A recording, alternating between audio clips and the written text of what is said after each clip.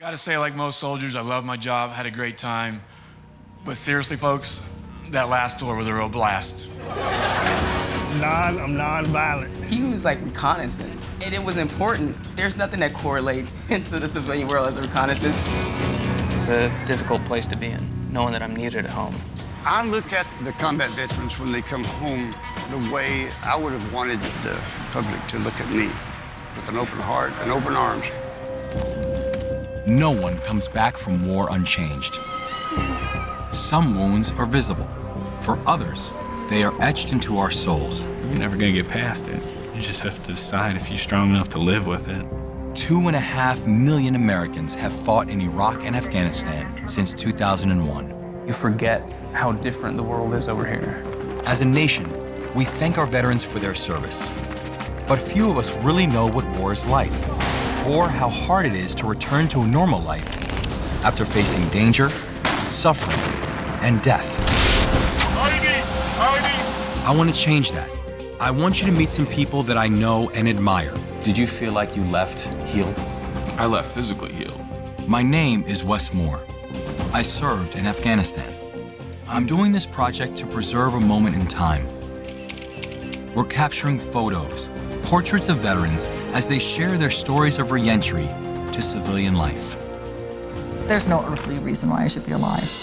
They represent a new generation of warriors. It's just not fair.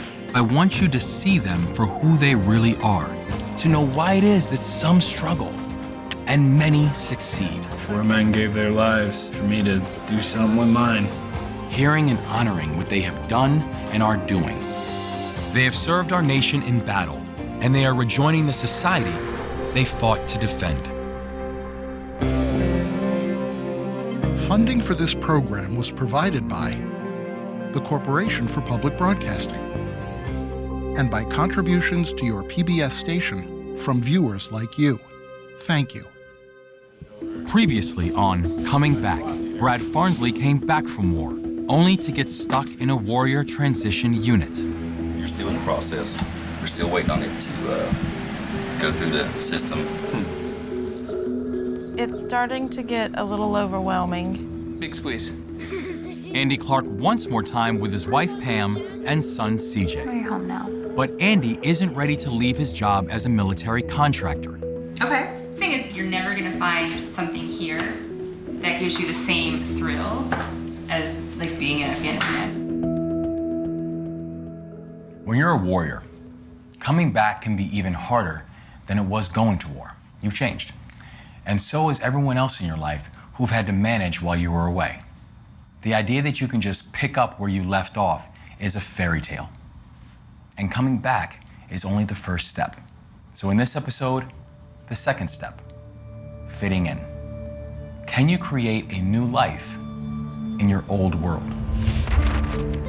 For thousands of vets, the biggest adjustment is something most of us never think about. Recognizing the person in the mirror. In the first 2 years, I had 42 skin graft surgeries, mostly on my face, trying to save my eyes, so my face was always changing. So I didn't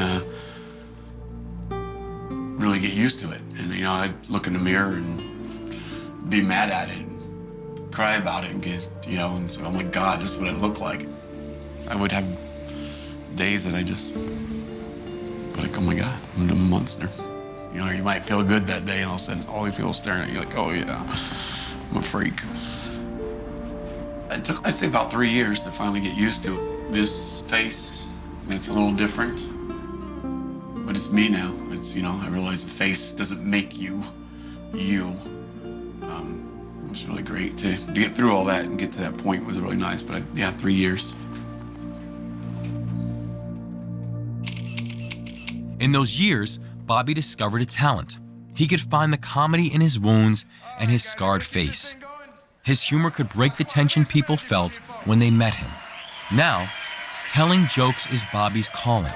And he's known as the well-done comedian, Bobby Henley! Yes, I am a wounded warrior. I was in the Army. I did 4 tours of Iraq. Thank you. Gotta say, like most soldiers, I love my job, had a great time. But seriously, folks, that last tour was a real blast. I woke up in the hospital 2 weeks later, and the first thing the doctor says to me, "Your wife's here, you ready to see your wife?" "Really, Doc, my wife's here?" "Really, don't you think I've been through enough?"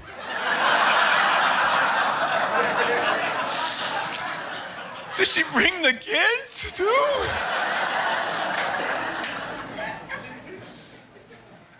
No, I love my wife. She's a great woman. She stuck with me, took care of me. But you married people know what I'm talking about, right? The nagging, the yelling. I don't know about you, but I had enough third degree.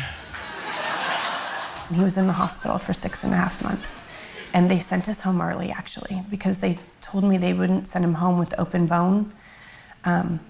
But they ended up sending him home with open bone on his skull and in his arm. That's when I had to get him up early enough to get him halfway taken care of, to then get the kids up ready for school, to then finish his care so we could make it to the hospital in time, because we had appointments from 9 a.m. till 3 in the afternoon. Even whenever my dad got out of the hospital, we never saw him. I mean, my mom would be doing wound care for 7 hours a night. When he came home, he lived in a chair for like a year. He would lay in it like propped up, and he had like wound vacs all over him, and we couldn't have the dogs near him because the hair could get in his open wounds. We couldn't have the ceiling fans on because it would dry out his eyes and dry out his scars, and he needed to keep them moist and like because they were open wounds, and we couldn't. There was just a lot of rules. I felt like a big burden on my family. And I thought I'd be better off dead. I'd pray to God to let me fall asleep at night and not wake up. It'd be easier for the family just to get through it.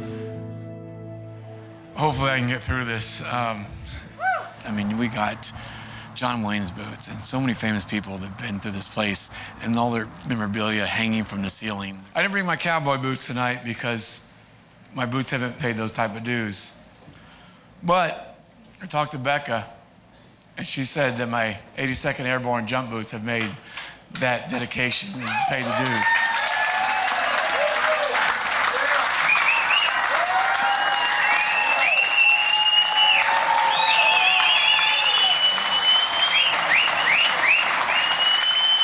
It's an incredible moment for me. On one boot, and I've autographed it, Bobby, with a Purple Heart pen. But more importantly, on the other boot, I was the only survivor out of the Humvee that day. I have the names of the other 4 guys that didn't make it out, along with our 82nd pen, our Task Force 300. People are going to come here and dance underneath the boots and enjoy the freedom these guys have provided for them. Their families will be able to come, and they'll never be forgotten. Thank you.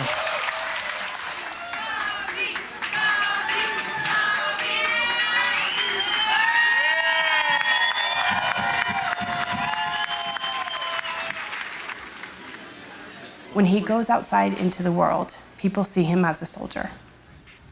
They see him as doing something wonderful for the country. Can I give you a hug? You're awesome. Thank you. And I think the hardest thing for them in that role is when they come back home. It's not that they're not heroes to us, but they're just our husbands. And to our kids, they're just their dad. It took Bobby and his family a long time to understand that the war did more than sear his skin. It fundamentally changed how he reacts to the world around him. In my hometown of Baltimore, Earl Johnson used his reputation as a hard-driving combat veteran to try to change the world he lived in. He moved into a dangerous neighborhood and set out to turn it around. He's on East Oliver Street. There's a black MDX that just went up the street. He's either going to drop off drugs or pick up drugs. Only time he comes in here.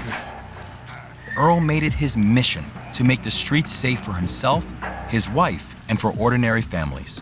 We have cities that are pretty messed up. We have communities that are pretty messed up. And we have an army of veterans returning back home who have the skills and have the tenacity to take on some of America's most serious problems. This is what we should be doing when we come back. I cannot ignore the fact that this stuff is happening in my neighborhood. This is my country. This is my community. And I think the price of citizenship is taking responsibility for what goes on in your space. As a veteran, I think it's an extension of what we did overseas. It's nation building over there and it's nation building here.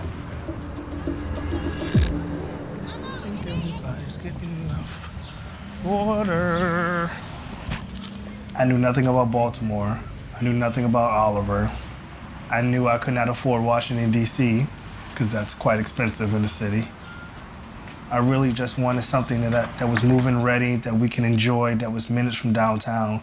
So that's what attracted me to at least this neighborhood in Baltimore. I don't know if it's the lure of buying a new house. Nothing else seems to matter. You're blind to everything around you. So I just made some random choices that put me into a community that changed my life. Oh. Earl, where you at? Hey. Come on, let's go see Earl. All right. I remind. Earl is like a dog with a bone. When he has his mind set on one thing, it's just like, it just is what it is. And I was like, okay, I'll take one for the team. It's a starter home. I don't have a problem with that. And he was seeing all the bells and whistles on the inside of the home. And at the same time, I was looking on the outside. And I'm like, do you not see this? Sometimes I completely enjoy it, and then sometimes it's just like, I really don't know why I'm here. They're going crazy. We've been together for 6 years. We've been married for 5. But we started talking because we had the common feed of being in the military. It's because they love me so much. Earl's determination was impressive. The 3 tours he talked about in Iraq and Afghanistan convinced his wife, his neighbors, the guy on the left, and the media that he was a man who could save Oliver. He left the service and found he wanted to continue serving. Earl Johnson fought terrorists as an Army Ranger in Iraq and Afghanistan. But when he returned home, he was searching for a new challenge. One moment, you're cave to cave, chasing insurgents. The next moment, you're at home, watching TV.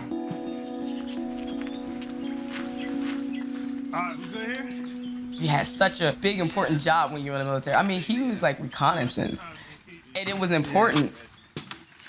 And then when he comes out, there's nothing that correlates into the civilian world as a reconnaissance. I am very interested in figuring out those cars that come here and bring drugs into my neighborhood. I use these small digital audio and video dare cameras. I had a Marine professionally camouflage them. It records all motions. It looks obvious now, but at night, back here, you will not be able to see. I keep a notebook in my pocket. If I see something I don't think is normal, I will write it down, and I would send it up the flagpole. Here, he knows what to do with himself. It's just like, okay, now this is my mission. I'm scared to death 90% of the time. I don't have a support mechanism. I cannot call in the airstrike. I cannot call in for help. I saw 6 police cars on Bond Street last night. I think Earl puts himself in danger a lot. However, he doesn't see danger. He sees problems and solutions. It's okay to dial 911, right? It's okay to call the police. That's what they're there for. Andy Clark is another guy who finds solutions. The contractor life he has chosen means his son, CJ, is growing up without him. And his wife of 10 years is at her breaking point. Andy's solution is a trip to Las Vegas.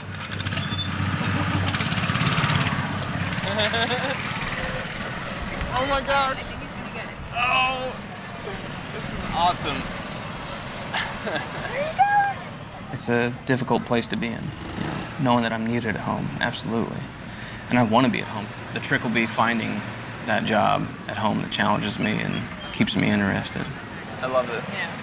Awesome. I love you so much. I'm having a great time. A rotational job where you deploy for 90 days, come back for 90 days.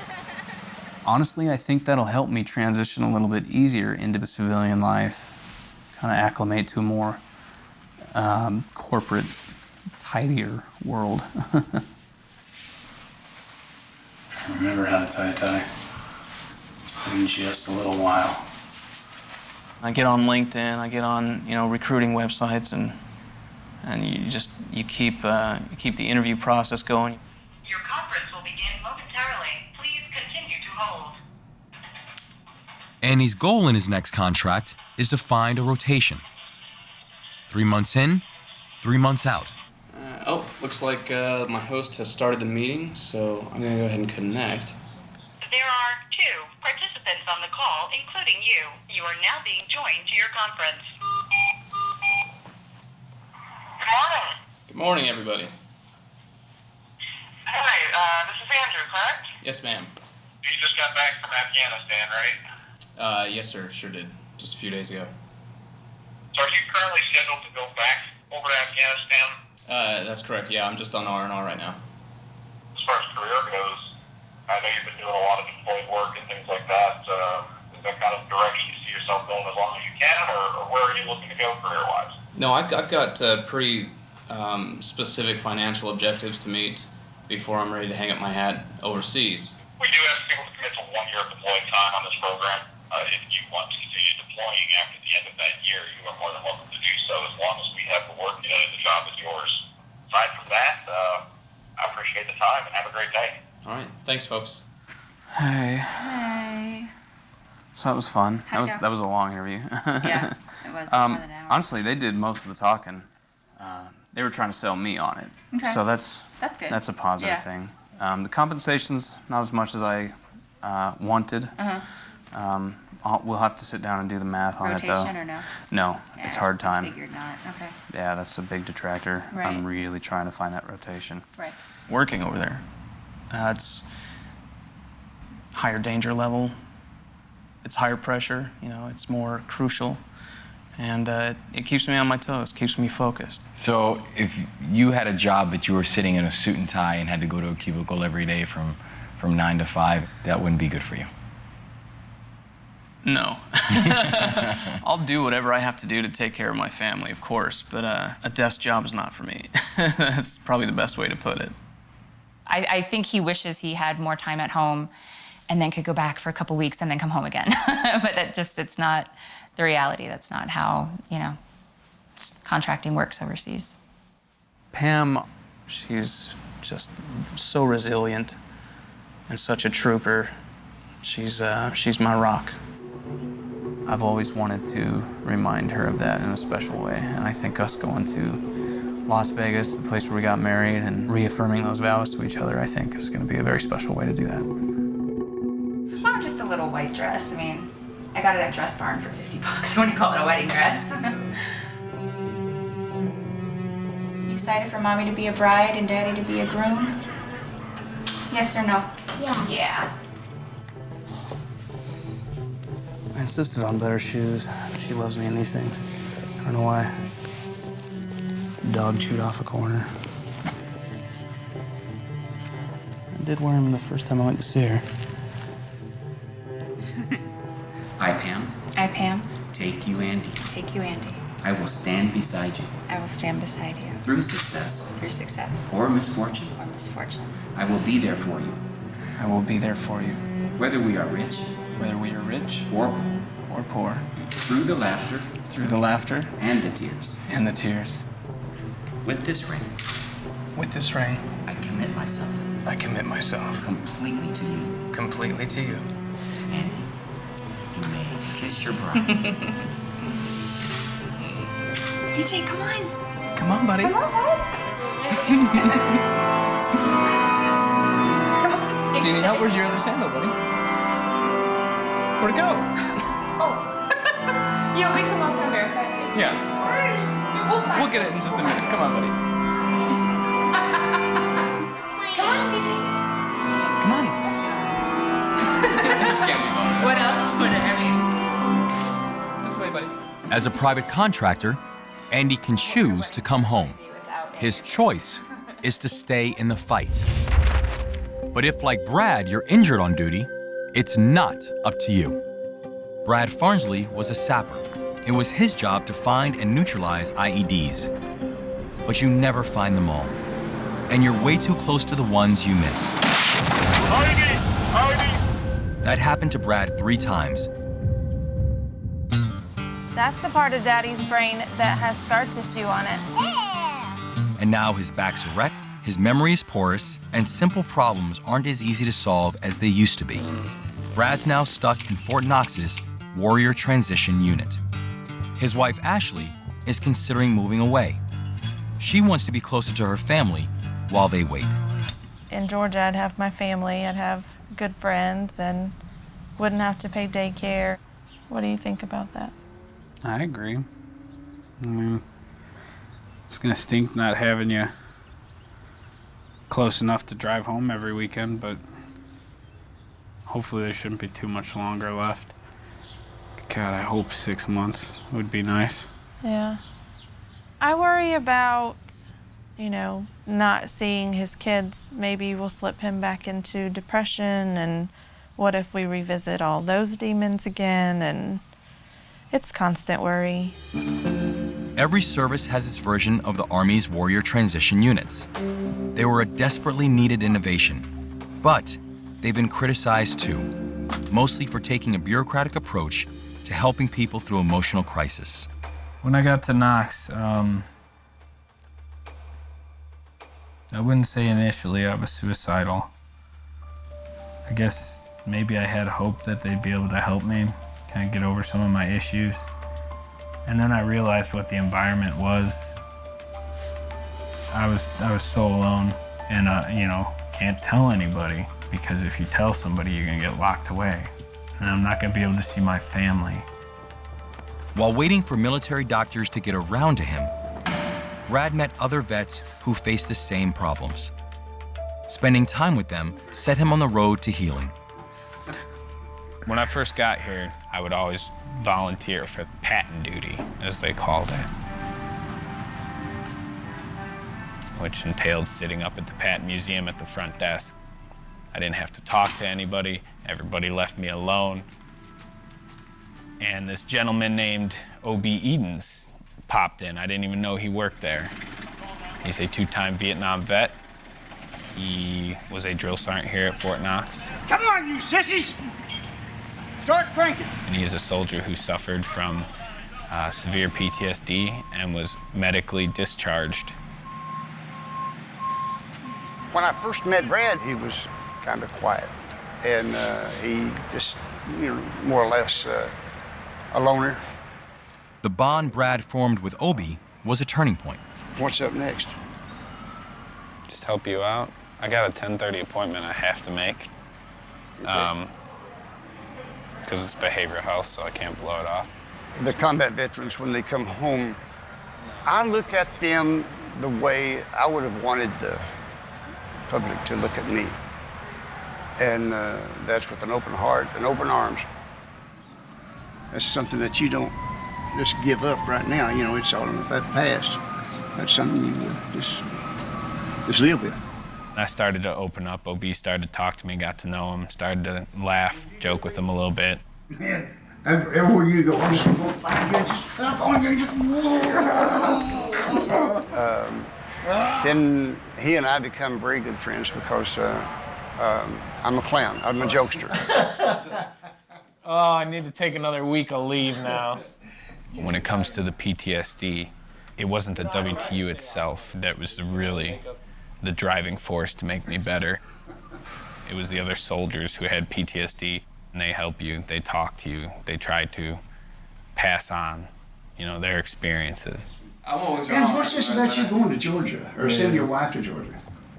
She needs help having some family around. She's tired of being a single parent all week long, so.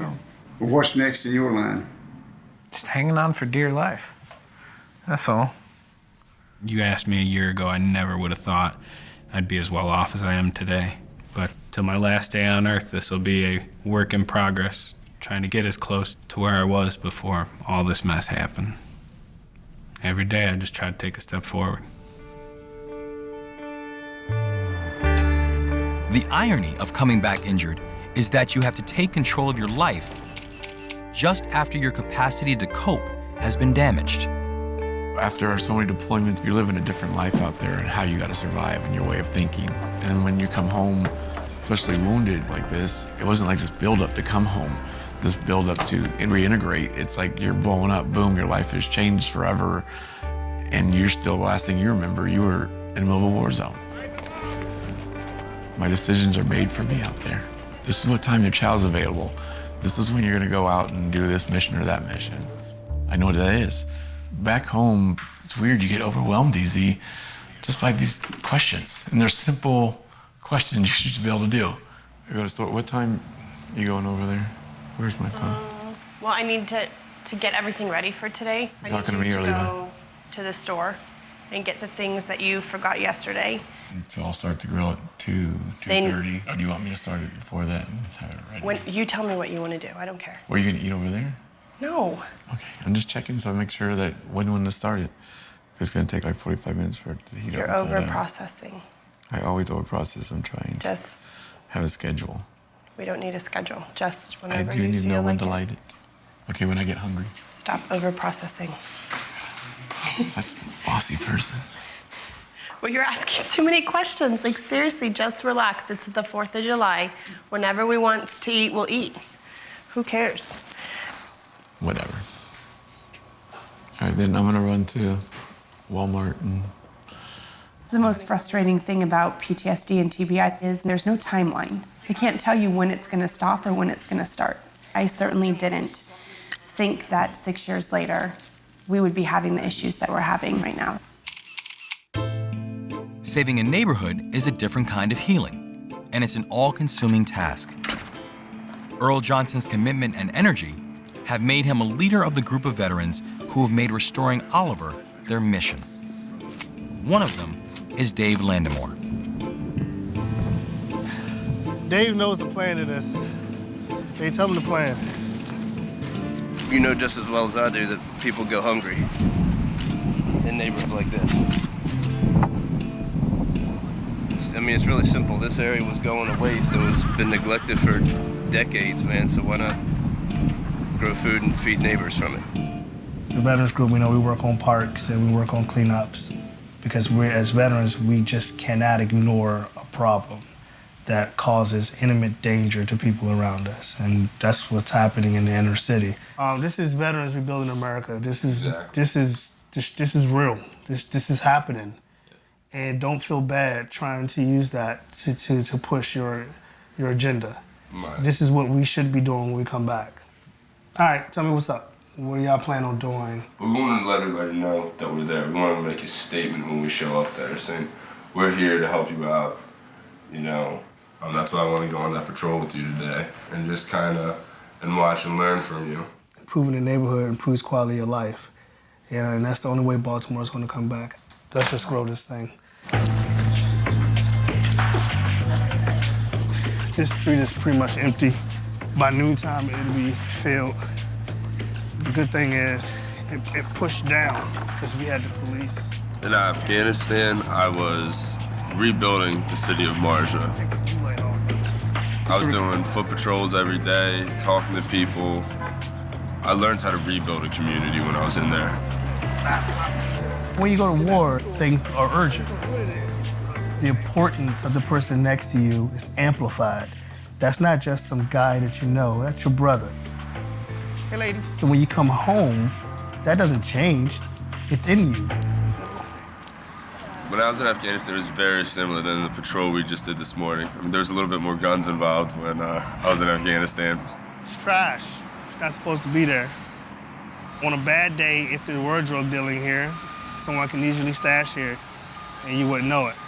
On a hot day, it's just nasty to have trash in your neighborhood. Meeting Earl, working with veterans. I work at a bar that's owned by a veteran. A lot of my friends now are veterans. We just know, it's a brotherhood thing. Hard work that's been put in down here by dozens of veterans. Like I just met a Navy SEAL. He just got out the teams after 25 years. Nice. Just walking up here and I bumped into him. He's like, hey, what's up? I'm talking to him. And we sat down and talked, and now we're partners, and that's just another off the strength of just being veterans. Yeah. That's the relationship that we have. But all of Earl's relationship building on the streets has come at a cost. Shut up, TJ. When your mission takes over your life, other things get pushed to the back burner. He wants me to go into this little neighborhood that's had 3 homicides, and he wants us to go in and fix that neighborhood because he can't demo the houses because there's too many people occupying them. So he wants to do some kind of crime prevention there. Maybe it's something simple. Maybe it's like one drug lord that's running all of it. Unless you come up with a plan. You see my garlic powder? No. I'm still listening. He's very invested in what he does, and not enough investment into our relationship. So I feel somewhat resentful, and I just rather not hear about it. I'm not going on. I'm gonna drive through there just to see it. Yeah.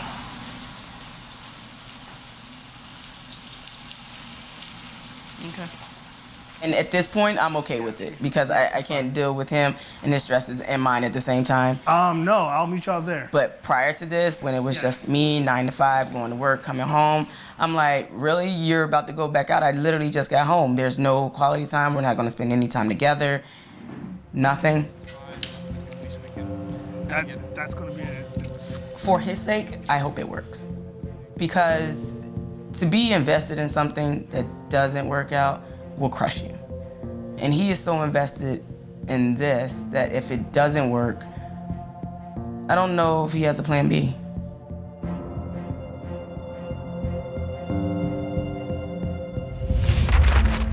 As a kid, Taylor Urella dreamt of being a soldier and a baseball player. He achieved one dream at 18 when he joined the Army. Now, at 28, he's ready to reach for the other.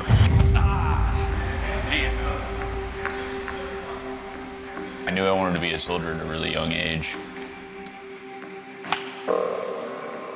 9/11 happened, felt right.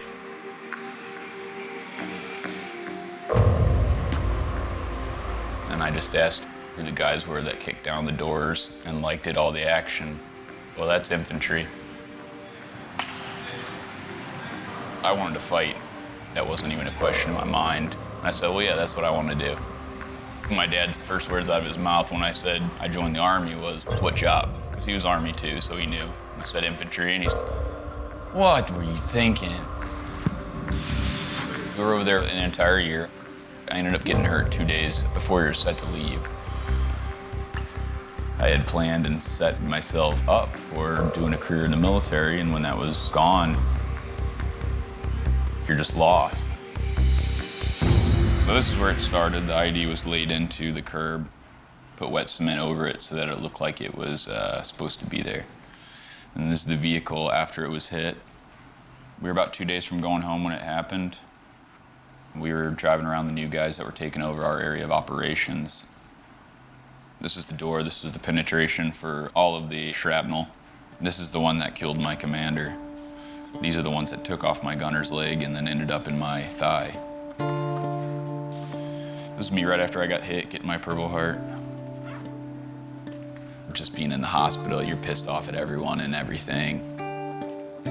All you do with your life is watch TV all day. Was I depressed and stuff? Hell yeah. The only focus is getting rehabilitated. I had a Nazi physical therapist, but she was amazing. She is the reason I am where I am. She pushed me every single day, even days that I just didn't want to. I'd cry and complain, and she wouldn't really care. She'd make me walk for like an hour, walk to a mirror, and then walk away, and then walk to a mirror, and then walk away, and just watch yourself and try to get that gait back to normal. In Andy and Pam Clark's home, 8-year-old CJ has gotten used to having Dad around. But once again, Andy's only come home for a visit. And now, it's time for him to head back to Afghanistan. So at what point do we get out the suitcase to let homeboy know what's going on? Yeah, let's Let wait him till have his after downtime, dinner so yeah. that he can I want him to keep have a his clear downtime. head. Yeah. That's fine. I'll bring the bags out. Yeah, bring your Start bag out packing. here, and then we'll just let CJ know Daddy's going on a trip. He'll see it, and he'll understand.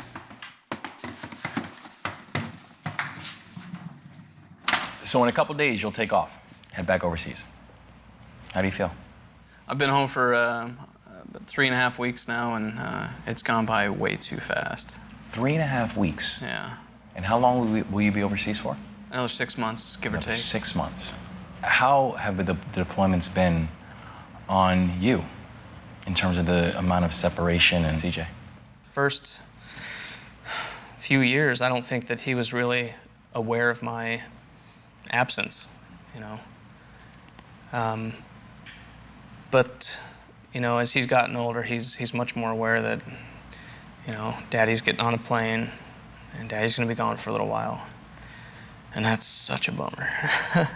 Such a bummer now. It's getting harder and harder to leave him. Hey, buddy. Daddy has to pack his bags for his trip, okay? Daddy was going to the airport. Daddy's gotta go to the airport tomorrow. He might be gone for a lot of time, a long time. But Daddy will come back. He always comes back, right, dude? Where are you going, Stinker? TJ is a helicopter. I am a helicopter. I'm a helicopter. Gotta process it. Probably good that he's a little distracted. Well, I honestly, that's the best way to do it, is just letting him see Yeah. the suitcase. And hey, bud. When you think about where's that place that I just feel pulled towards, where is that? That is so tough.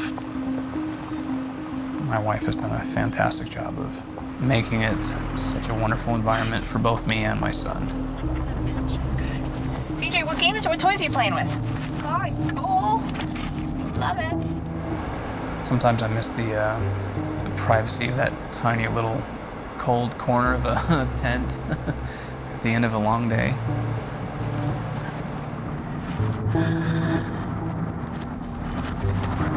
Sad. Don't be sad, baby. Don't worry, be happy. You feel bad for missing it. You feel bad for wanting to go back. You feel bad for missing the stress because it keeps you focused and it keeps you on the edge.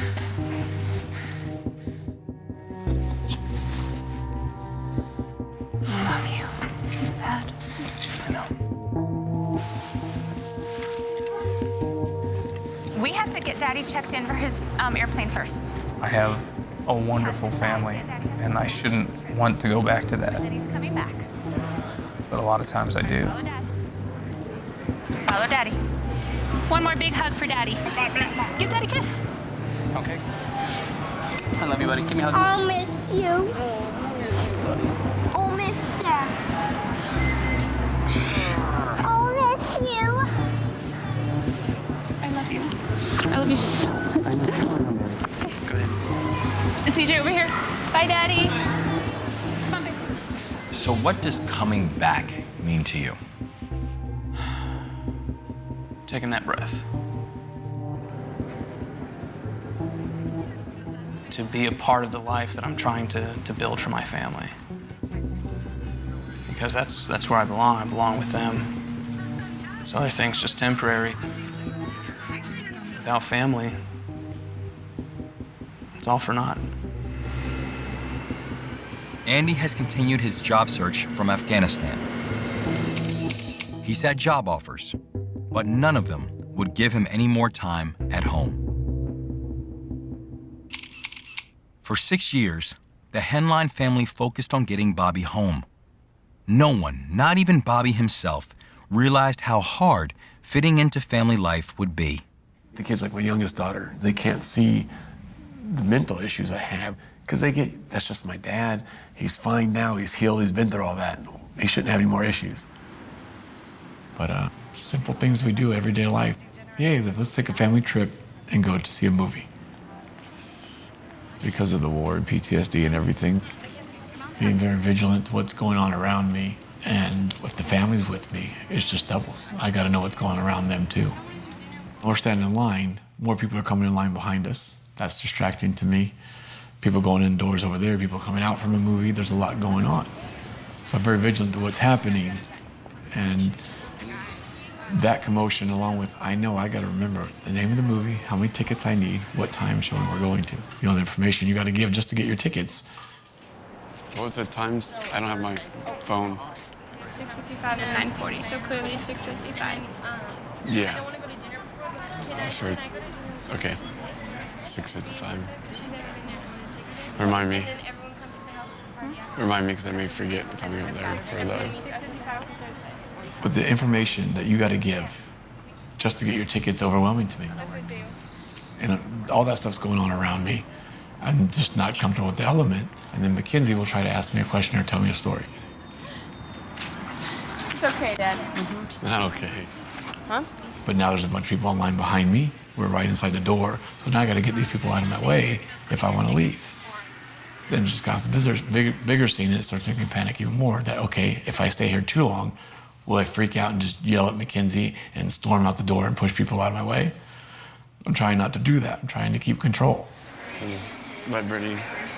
No way, yeah. Stay here. Yeah, trouble breathing. Do you need me to talk? Yeah. And so now I'm having trouble breathing, but I still got to get the tickets and I got to get in there. And as soon as I get in there, I'll find a safe corner and just breathe. I'll go to the bathroom and just tell myself and talk to myself, you know, you're fine. This is ridiculous. Everything's gonna be okay. You're fine. And you got to talk to yourself. You got to talk yourself down. I want a small pop. Okay, hold on. Where's she going?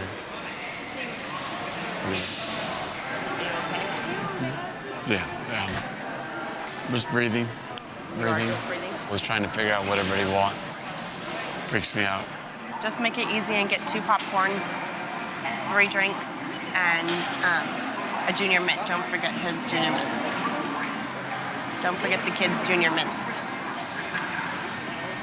You getting some junior mints? Do you have preferences on drinks?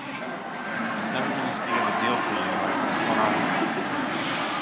It always is. We just don't pay attention to it. Last time me and him were just here.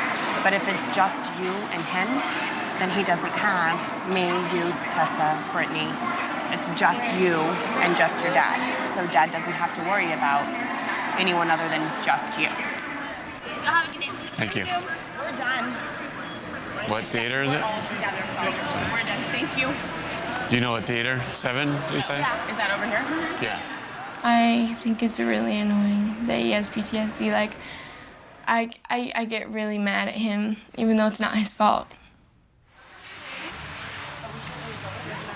I think mentally he's probably he's at his bottom. Like, his PTSD has gotten really bad. Family could be overwhelming for me. It's easier for me not to be around my family.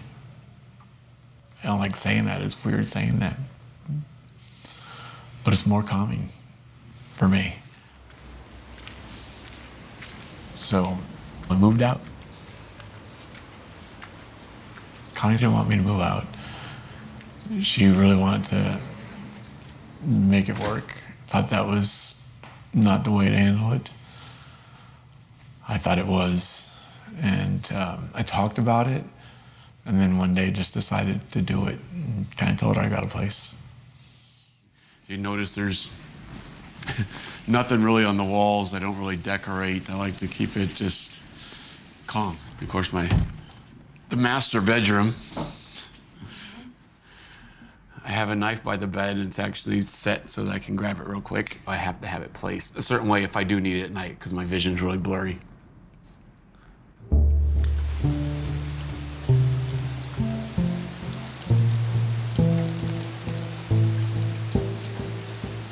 Part of post-traumatic stress disorder is feeling alone and distance from your family. I mean, they're my family. I love my family, but it just feels weird that they're not my children, that I thought I was going to be the father that went to Little Leagues and hung out with them. I mean, I still love doing stuff with my family, but it's different. It feels different.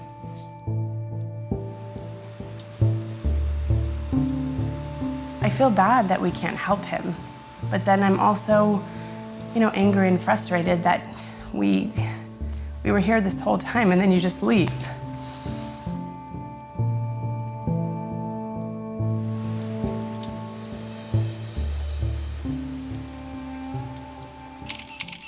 Tagliarella is trying to rejoin the world he left when he signed up for the Army 10 years ago. To him, that means winning a place in the lineup of the University of Tampa's championship baseball team. Baseball's been my love, my passion, my entire life. So I have always wanted to play collegiate baseball. Hey, Coach. How you doing? Taylor. Taylor? Good to meet you. Coach Yeah. Urso. Nice to meet you. You too. Thanks for meeting with me. Yeah. You're going through all the ROTC stuff? No, I served 6.5 years before, so I'm medically retired actually from the Army. So no, Okay. I don't be doing any of that. Okay, so Yeah. you just get to come as Yeah. a full-time student? Yeah, full-time student. That's my new job. Good. How many credit hours? Right now I'm taking 16. 16? Mm-hmm. Do you know what you're going to major in yet? Yeah, sports management. All right. Yeah. Probably read the board already. We'll do tryouts on September 7th. University of Tampa baseball. I'm sure you've read about yeah. us. You know, we've won a lot of titles. So it's highly competitive. You know, it won't be easy, but obviously you've been through a lot, and things don't come easy. And we'll just give you an honest evaluation, so you know where you're at. It's been a long trek, so I'm excited to go out and compete against younger, more athletic guys and see where I'm at. But Good. I put a lot of work in, so we'll see how it goes. We'll have fun with it. Yeah. If you need anything from me at all, let me know. Thanks, Coach. I hope it works out for you. Appreciate it. Yeah, me too. Thanks for meeting with me. I have questions whether my leg will hold up, especially if I do make it, but Like what a whole season will do to you long term. yeah. My knees, have been acting up and bothering me, so. I just don't want you to be in pain. What, do you not want me to do it? No, absolutely. I want you to do it. I would never ask you to give up on your dream, but I want you to be Well, if it okay happens, after all of who'll it. be taking care of me. What? I said if it happens, who'll be taking care of me. Exactly, and I don't mind any of that. So that's not what you're trying to avoid. No, not at all. I know you've told me before that you're worried about the long-term effects of this. I'm more worried about the 18, 19-year-old little kids that are going to be there showing me up and stuff. And I'm more concerned about them thinking it's a, Handout. sideshow. You know what I mean? And not really understand the fact that I just want to play ball. And that this is like a real, genuine, lifelong dream. Yeah. Well, We'll see. I guess we will. I mean, T-minus 2 months and counting. yeah.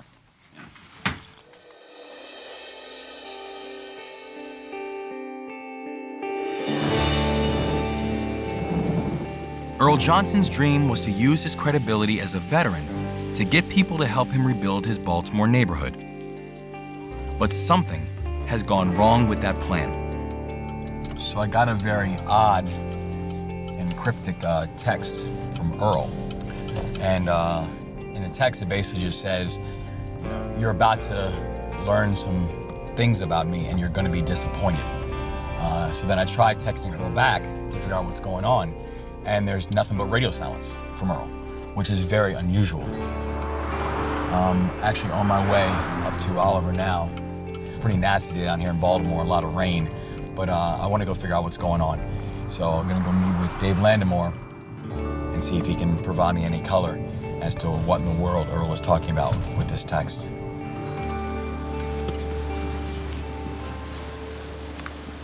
Dave Landemore is one of the veterans who have been working with Earl. Hey. What's that? How's it going?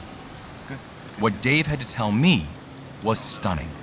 Found out Earl Johnson had fabricated the majority of his military service and had lied about his experiences in the Army. Nobody believed it at first. I sure as hell didn't.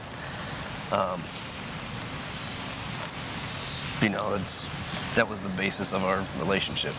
We came together because we're veterans, and have that rug kind of pulled out from under you that was a big blow. How has it hit the morale of the team? Man, it's a blow obviously to the veteran community, which we're also building here in Baltimore and strengthening. I got a phone call from Earl's friend, Dave Landemore. He's just like, everything we've ever known about Earl is a lie. Earl was not in the military as long as we thought. He wasn't in for 9 years. He was only in for 11 months. He told me he went AWOL, moved to Georgia, where he got into a domestic dispute, which resulted in a felony, and then moved back to PG County and was charged with robbery.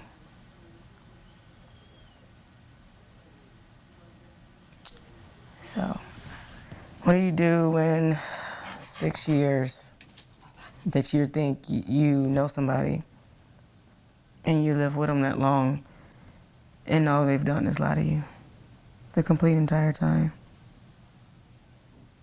Every day of your life that you've had with them, they just, like it was nothing. Just looks at you and lies.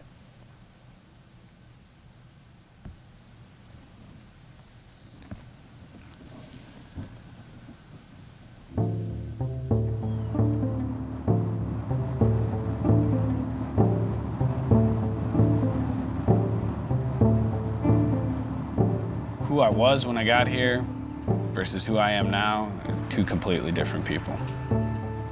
Now that I'm past the crawl phase of fixing things and back on track, Ashley and I are moving on towards the future now.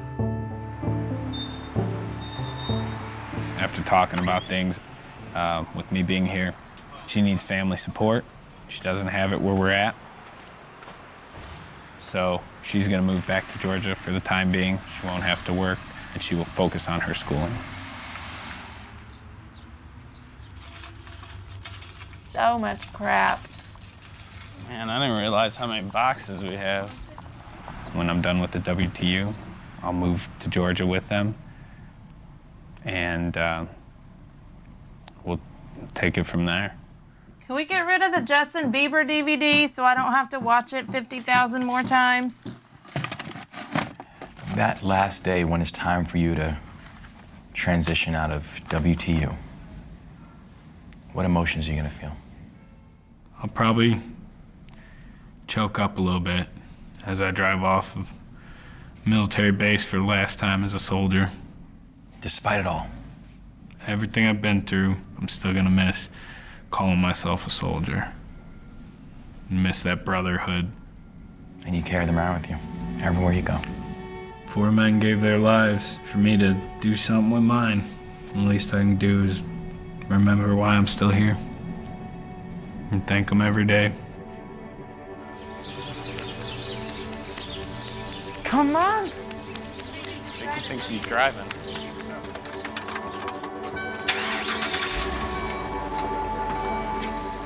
I thank you every day.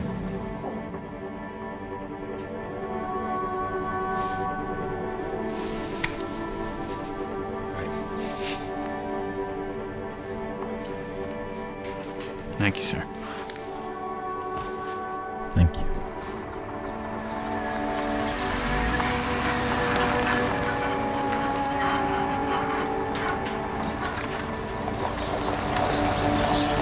Oh, you're being such a good boy.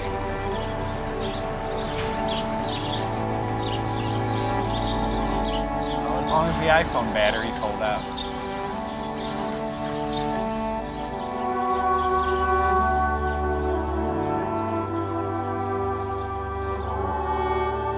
When we were in Afghanistan, we used to refer to the world back home as just